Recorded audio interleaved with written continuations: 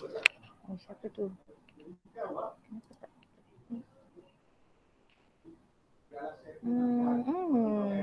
Siapa lagi ni?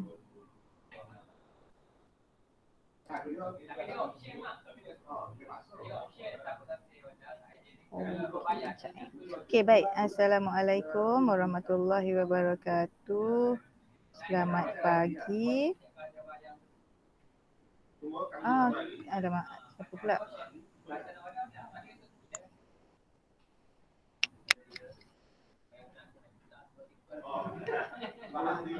Okey, baik. Hari ni kita teruskan dengan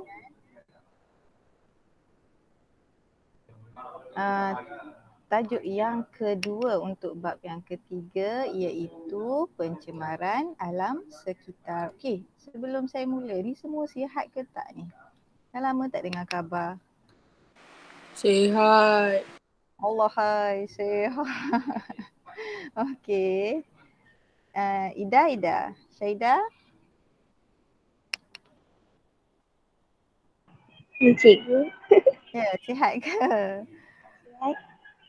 Sihat. Bagus. Amirul. Cikgu. Hari ni tak sihat cikgu, semalam hiking, hari ni kaki sakit. Wow, awak hiking kat mana? Biasalah tu cikgu, tempat bukit tu. Dia Bukit siapa? Bukit Tis tu Bukit tu. Okey. Tak apa. Itu sekejap je. Kesakitan tu sekejap je. Tapi yang tu yang best tu. Lepas Itu awak tu. buat aktiviti cergas kan. Ha. Okey, tak apa. Bagus.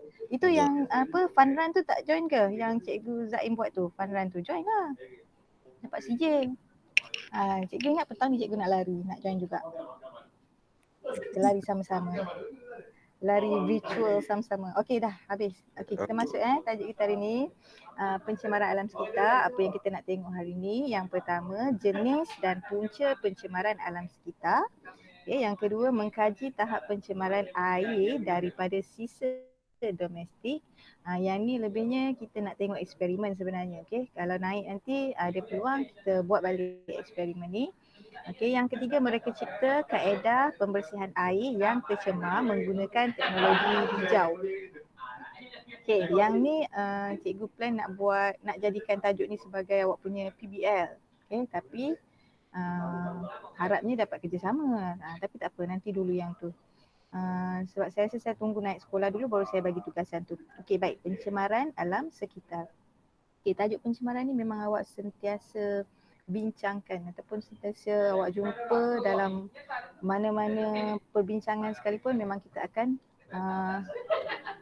ambil tahu tentang pencemaran alam sekitar ni. Okey, kita ada pencemaran udara, okey, pencemaran air, pencemaran tanah. Okey, itu yang biasa kita jumpalah.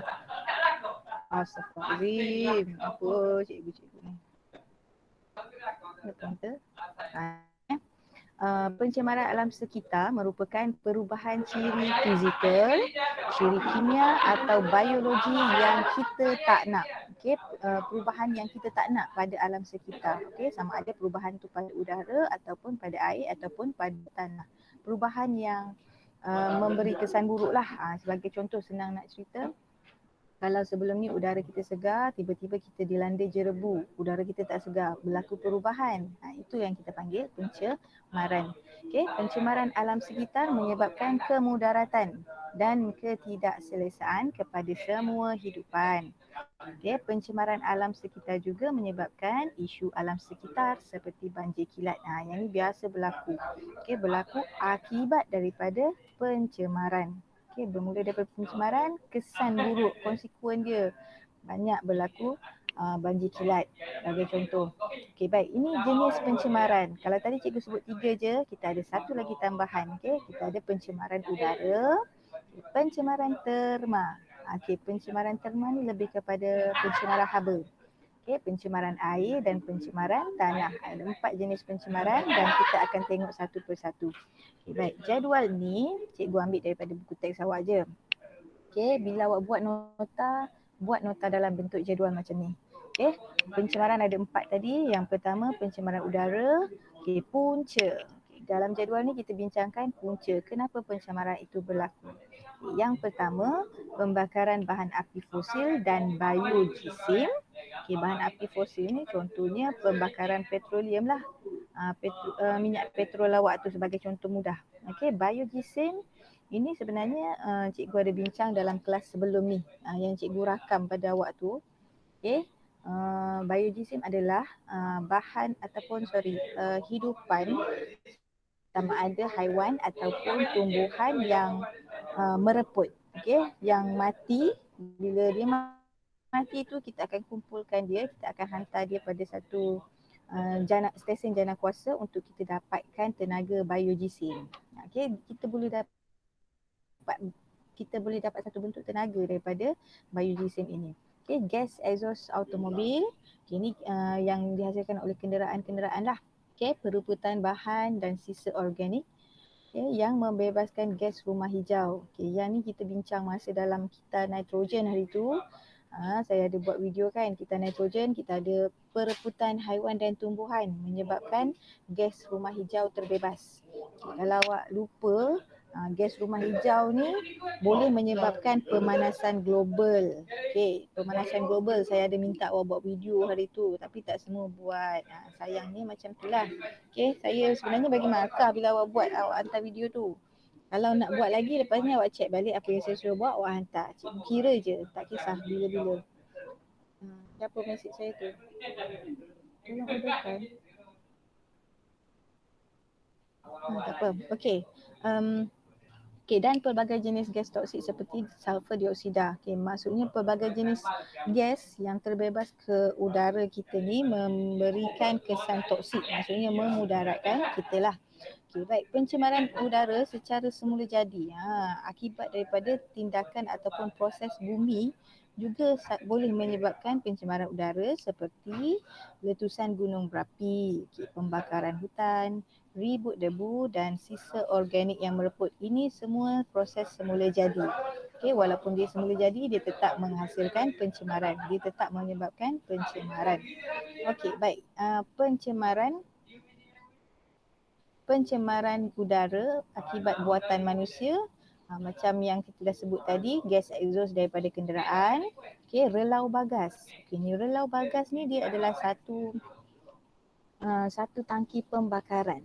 Biasanya satu tangki pembakaran di kilang-kilang. Kita akan ada satu tangki yang besar untuk pembakaran. Jadi maksudnya hasil daripada pembakaran itu membebaskan gas-gas yang kita tak nak lah, gas-gas yang berbahaya. Stesen jana kuasa terma.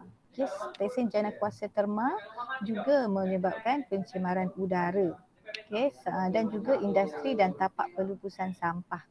Kalau dekat Seri Alam ni, kat mana tapak pelupusan sampah cikgu tak pernah jumpa lagi. Tapi kalau awak jumpa, awak tengoklah macam mana kawasan pelupusan sampah itu. Adakah diselenggara dengan baik ataupun tak. Jadi kita kena tengoklah sebab pelupusan sampah boleh membebaskan gas-gas yang bertoksik.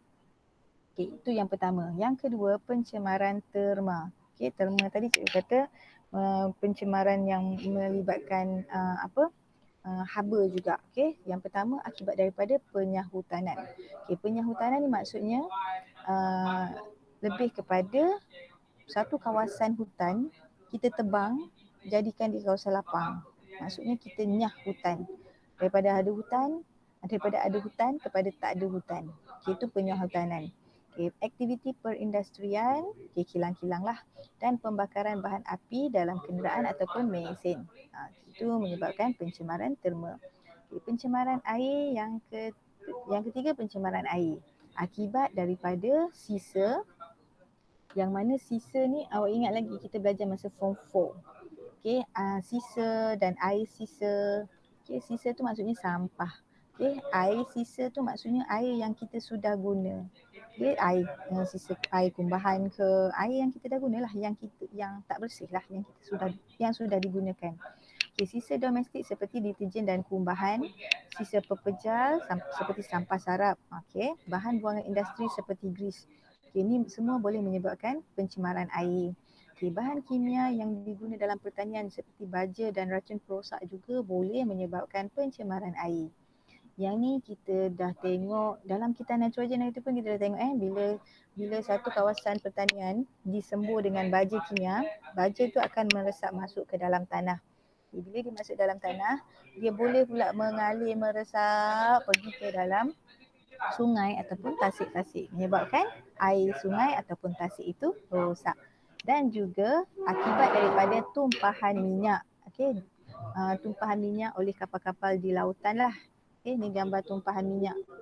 Kita punya laut diliputi oleh lapisan minyak. Okey, itu pencemaran air. Okay, pencemaran tanah adalah contoh dia penggunaan baja dan racun serangga yang berlebihan. Yang tadi ni mana?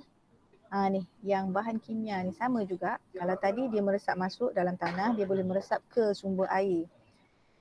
Pada tanah itu juga akan tercemar. Okey, penggunaan baja dan racun serangga yang berlebihan, tanah itu akan tercemar dengan bahan kimia. Okey, pengurusan sisa pepejal yang kurang sesuai. Sisa pepejal ni merujuk kepada sampah sarap.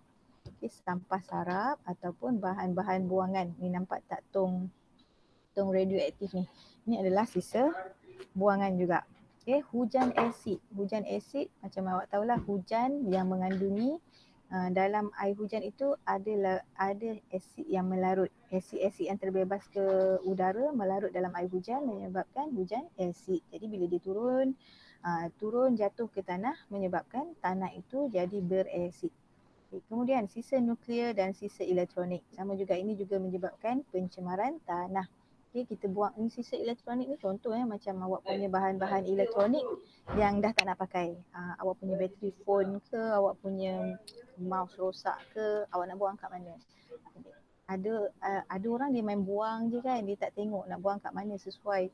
Bila dia tak buang di tempat yang sesuai menyebabkan lambakan sisa elektronik. So itu menyebabkan pencemaran tanah. Okey, ada 4.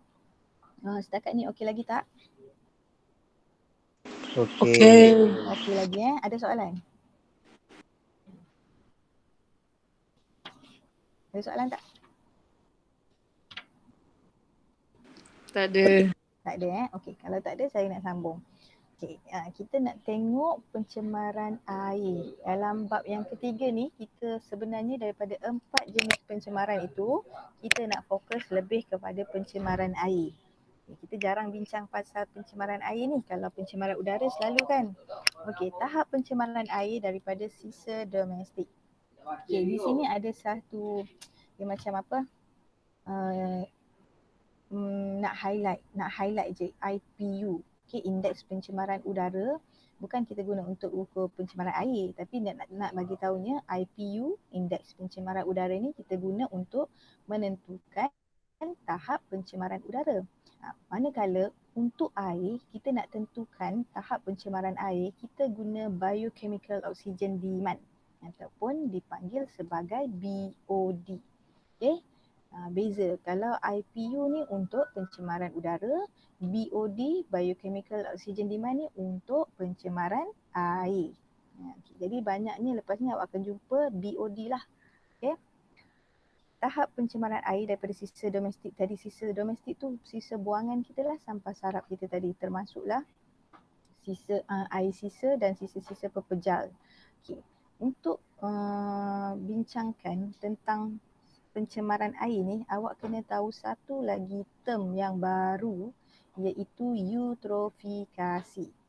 Okay, check dia punya spelling. Eutrofikasi. Ingat keluar dalam soalan objektif terutamanya, dia boleh tanya eutrofikasi tu apa. Okay, eutrofikasi ini kalau awak tengok gambar yang saya tunjuk kat sebelah ni adalah gambar daripada buku teks awak. Okay, ini adalah kesan daripada eutrofikasi. Awak nampak ada di kawasan air ni ada ikan yang mati, ada alga, dipenuhi oleh alga. Tasik ni dipenuhi oleh alga.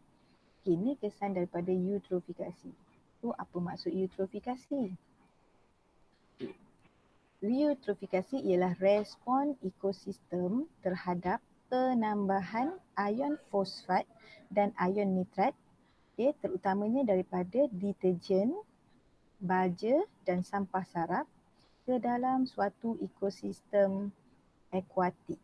Okey, maksudnya ini kawasan air, berlaku penambahan. Contohnya awak pergi buang baja, macam pelik pula buang baja. Okey, yang cerita kita tadi, awak satu kawasan pertanian, kita gunakan baja. Baja itu akan meresap dalam tanah dan mencari sumber air. Jadi masuk dalam kawasan air ni. Okey, bila dimasuk dalam kawasan air ini, berlaku penambahan ion fosfat dan ion nitrat. Bila berlaku macam tu, menyebabkan pertumbuhan alga yang pesat. Alga ni gambar yang warna hijau ni alga lah. Okay, pertumbuhan alga yang pesat dalam air yang mengandungi bekalan ion nitrat. Tadi kan dah tambah baja, tambah lagi. Baja kan bahan kimia daripada baja, daripada sampah awak, daripada deterjen. Deterjen tahu kan deterjen? Deterjen tahu tak?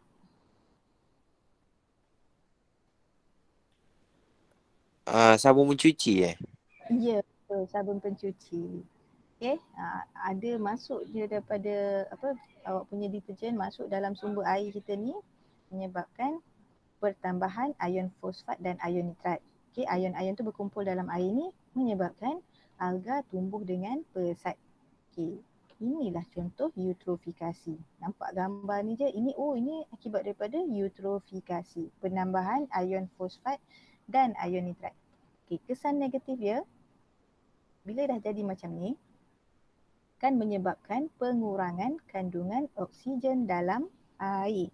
Okey, kandungan oksigen dalam air, kalau dia berkurangan, boleh menyebabkan semua hidupan akuatik ini akan mengalami kepupusan ataupun dia akan matilah, senang cerita. Tak ada oksigen, macam mana dia nak hidup? Okey, nampak ikan ni dah terapung, dah matilah ni. Okay, dan semua hidupan air di bawah, dalam air ni, di bawah alga ni ada hidupan-hidupan yang lain pun boleh mati sebab oksigen tak ada. Nampak oksigen tak ada, nampak tak alga tu dah tutup semua lapisan ke atas. Oksigen tak boleh meresap masuk dalam air tasik tu.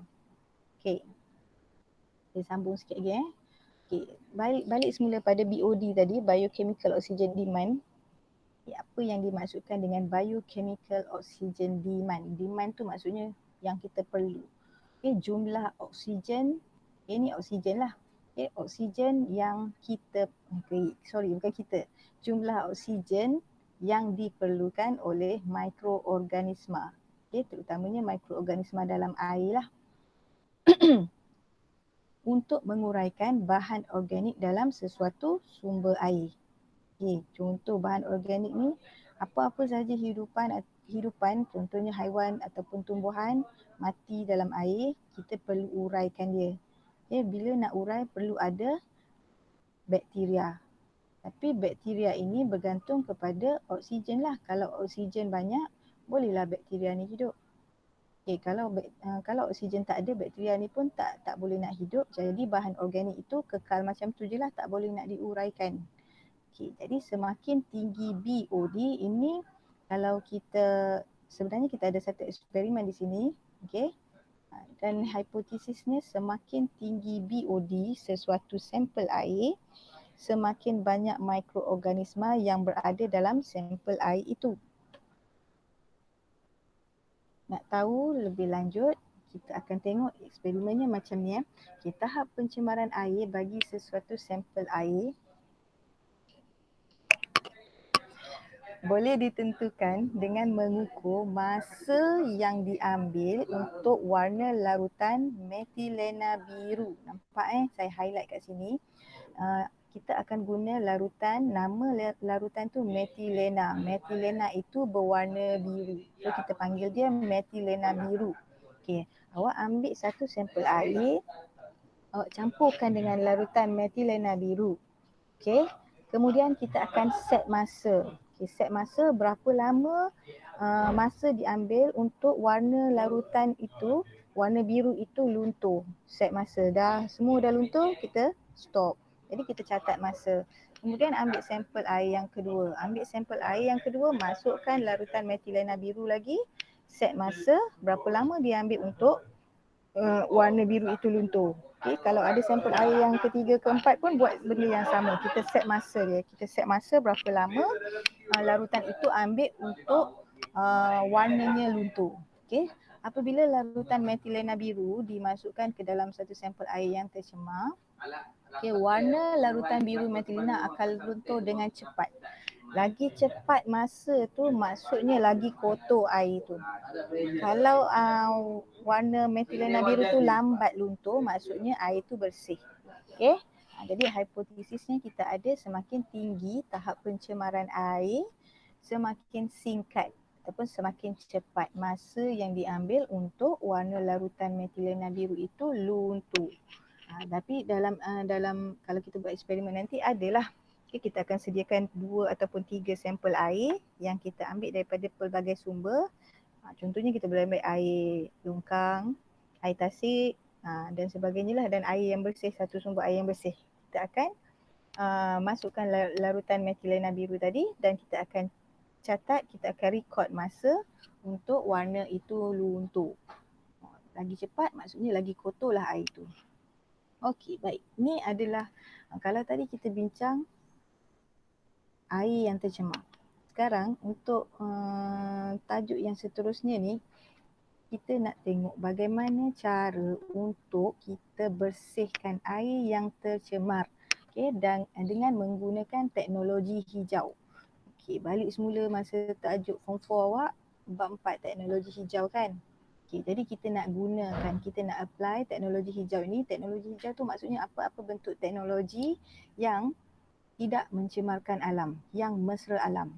Okay, jadi kaedah yang pertama, bagaimana kita nak bersihkan air, penggunaan berbola lumpur mikroorganisma efektif ataupun kita panggil dia mud ball. Seingat saya tak ingatlah tahun bila, tapi 5-6 tahun lepas sekolah kita pernah hantar wakil pelajar untuk join aktiviti mud ball ni. Okay, kita akan bina, kita akan buat berbola lumpur ni, yang mana berbola itu dicampurkan dengan beberapa jenis mikroorganisma yang berkesan, mikroorganisma yang bagus untuk kita masukkan dalam air untuk kita bersihkan air tersebut. Maksudnya ambil berbola ni yang ada mikroorganisma tadi, baling masuk dalam air, air itu akan bersih. Adalah cara dia. Okay, dan sebenarnya ada satu aktiviti yang kita boleh buat. Muka surat 104 buku teks awak boleh tengok. Cuma kalau nak buat kat rumah sendiri susahlah sebab kita nak ada mikroorganisma tu. Okay, kalau boleh dapat senang je tapi susah kan. So kita buat nanti naik sekolah lah. Okey, usaha mereka cipta kaedah pembersihan air. Ini kita panggil kaedah Awak ingat kita punya objektif yang ketiga tadi, kaedah mereka cipta kaedah pembersihan air. So ini apply-nya, aplikasinya. Satu awak boleh guna menggunakan teknologi hijau, okay, yang mana menggunakan berbola lumpur tadilah. Okay, ini nampak gambar dia. Ini gambar ni pun ada dalam buku awak. Mud ball nama dia. Okay, ambil baling masuk dalam tasik. Tasik itu nanti akan bersih. Macam mana dia akan jadi bersih? Sebab kita gunakan mikroorganisma yang bagus, mikroorganisma yang baik, yang mana kita panggil dia EM, Effective Microorganism. So awak akan kenal lepas ni ada 3 jenis EM, okay, yang kita guna. Yang pertama, ini pun saya ambil biji daripada buku teks awak. Cuma saya tambah gambar sahaja. Okey, bakteria asid laktik seperti Lactobacillus casei, okay, suatu contoh mikroorganisma efektif yang boleh digunakan untuk merawat sisa kumbahan, okay, menyingkirkan bau busuk air, merencatkan pertumbuhan mikroorganisma dan memudahkan perebutan bahan organik. Okay, semua fungsi ini berguna untuk kita rawat air. Okay, rawat sisa kumbahan. Maksudnya, awak tahu tak maksud rawat tu apa? Tahu tak maksud rawat? Rawat air. Contohnya rawat air. Cek air, rawat. Cek Kan air. Cek air. Nak tengok keadaan selamat tak rawat. Nak tengok dia selamat ke tak. Okey, maksudnya betul lah tu, lebih kurang maksudnya. Okey, kita nak rawat air tu supaya air itu, walaupun air itu sudah digunakan, Dia tidak memberi kesan bahaya, dia tidak memberi kesan buruk kepada manusia. Sebab air kumbahan ni dia air kotor. Okay? Kalau kita tak rawat, boleh menyebabkan jangkitan penyakit. Jadi kita kena rawat. Nak tak nak kita kena rawat. Di tangki-tangki kumbahan pun memang kita akan rawat. Cara macam mana dia nak rawat tu adalah dia masukkan bakteria-bakteria macam ni lah, mikroorganisma efektif ni. Okay, menyingkirkan bau busuk air. Air yang kotor memang bau busuk kan. So bila adanya bakteria Lactobacillus casei ni, dia boleh menyingkirkan bau busuk. Dan semua sekali itulah yang dah baca tadi, yang saya dah merencatkan pertumbuhan mikroorganisma dan memudahkan pereputan. Kenapa tiba-tiba sunyi ni? Okey, yang kedua, bakteria fotosintetik. Okay, bakteria fotosintetik, Rhodopseudomonas palustris nama dia. Awak boleh eja tak? Boleh tak nak eja ni dalam periksa? Harap boleh lah.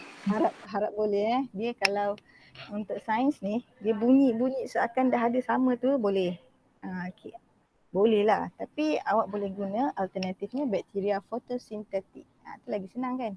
Bakteria fotosintetik menggunakan bahan organik untuk sintesis bahan seperti asid amino dan gula untuk pemakanan haiwan dan tumbuhan akuatik.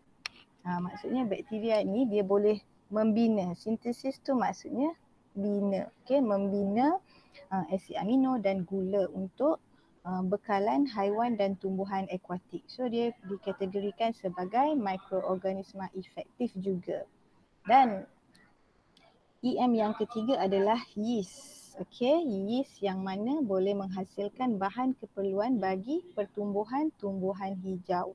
So maksudnya tumbuhan hijau ni kita rujuk kepada tumbuhan hijau dalam air lah. Okay, maksudnya dia membekalkan keperluan supaya tumbuhan-tumbuhan hijau dalam air boleh hidup dengan baik. Okay, itu ada 3 jenis. So 3 jenis ni awak kena ingat nama dia lah. Saccharomyces cerevisiae. Yeast. Boleh ingat nama dia? Saya pun tak ingat. Hari ni saya tak ingat, esok saya ingat. Okey. Baik, ini rumusan. Rumusan untuk bab 3. Walaupun kita tak habis lagi bab 3, tapi saya nak awak nampak apa yang kita dah belajar hari ni. Okay, jejak karbon ini yang minggu lepas punya. Okay, ada tapak tangan, ada tapak kaki. So saya harap awak dah tengok, awak dah siapkan nota awak lah yang. Okay, yang ni. Yang kedua adalah sikit. Center ni. Yang center ni pencemaran alam sekitar. Okay, kita ada pencemaran tanah, udara dan terma. Okay, yang ni kita bincangkan sikit je. Kita bincangkan punca dia saja. Cuma lebihkan pada pencemaran air saja tadi. Okay, kita ada pencemaran air ditentukan oleh masa yang diambil untuk warna larutan metilena biru luntur. Okay, ataupun kita boleh tentukan dengan biochemical oxygen demand. Dan air juga boleh dirawat menggunakan berbola lumpur mikroorganisma efektif. So ini sahaja yang awak belajar hari ni. Ada masalah tak?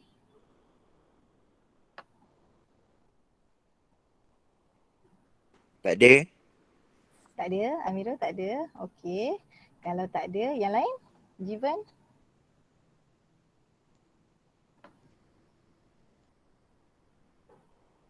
Satu lagi yang tinggal untuk bab 3 ni, kita ada pemeliharaan dan pemeliharaan alam sekitar. Yang ni sebenarnya banyak pun, tapi tak apalah, nanti saya bincangkan kemudian. Ada masa lagi yang lepas ni saya nak bagi awak siapkan nota. Okey, nota awak boleh buat seringkas yang boleh, tapi ringkas awak tu biarlah padu. Bukannya ringkas, betul-betul ringkas tak faham apa-apa. Okay, jangan buat karangan. Saya tak suka nota karangan. Nanti saya pening nak cari nota point awak. Okay, kalau tak ada, saya pula. Kalau tak ada apa-apa, saya nak tamatkan kelas dekat sini sahaja. So next class, saya sukalah kalau ada ramai macam ni yang masuk. Walaupun tak sampai separuh, tapi okey lah.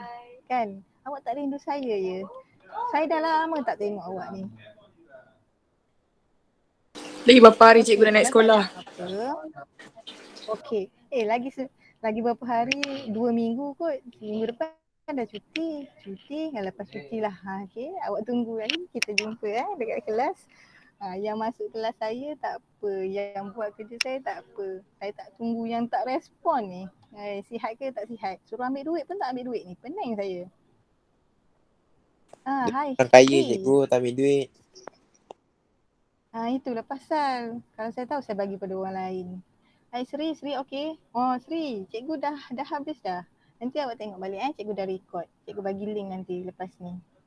Okey, kalau tak ada apa-apa, lepas ni awak siapkan nota 5 pula.